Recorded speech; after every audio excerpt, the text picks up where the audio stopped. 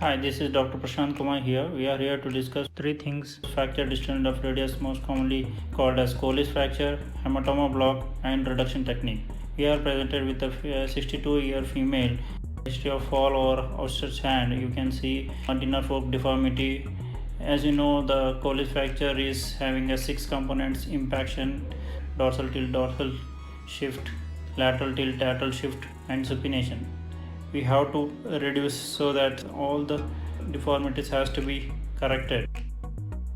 In order to learning about how to give a hematoma block in the fracture distal line of radius, initially we need to thoroughly paint the area with the betadine and spirit, allow it to get disinfected. And how to give, it's just tracing the dorsal cortex of the radius from proximal to distal. When you feel a step, that is a fracture step, that is a dorsal tilt, there we have to insert our needle, and which will directed along parallel to the shaft of the radius, that will enter to the fracture site, and you just have to aspirate and see whether it is giving a dark blood, that is dark blood because of hematoma. It should not be a fresh blood. If it is fresh blood, it is from the artery. You should never give a hematoma block when it is a fresh blood. It is the mandatory to check the lignocaine allergy status and cardiac status of the patient well before giving the hematoma block. Now coming to the fracture reduction technique. I have a liberty of 2 extra members for traction and countertraction. Disengage the fracture, exaggerate the deformity dorsalwards, and by tracing the dorsal cortex and pushing the shifted and tilted distal radius downwards, and lateral tilt is corrected from radial styloid milking towards ulnar side. Assess the reduction by tracing the continuity of dorsal cortex and radial cortex, and also the difference in the height of ulnar styloid and radial styloid. Application of BEPOP. Sustained traction is maintained throughout the reduction technique.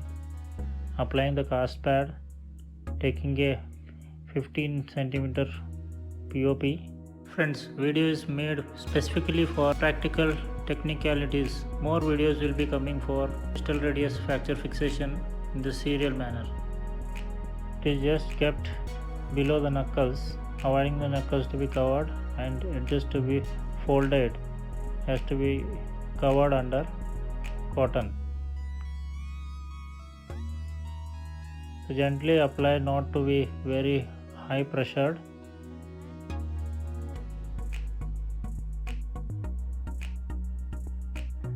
So you can see clearly knuckles are very free, so that the friction at the MCP joint is free.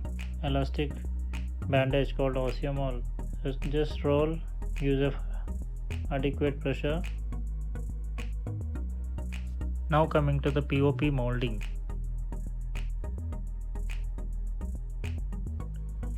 Giving a palmar and ulnar tilt to the POP and holding it for a few seconds.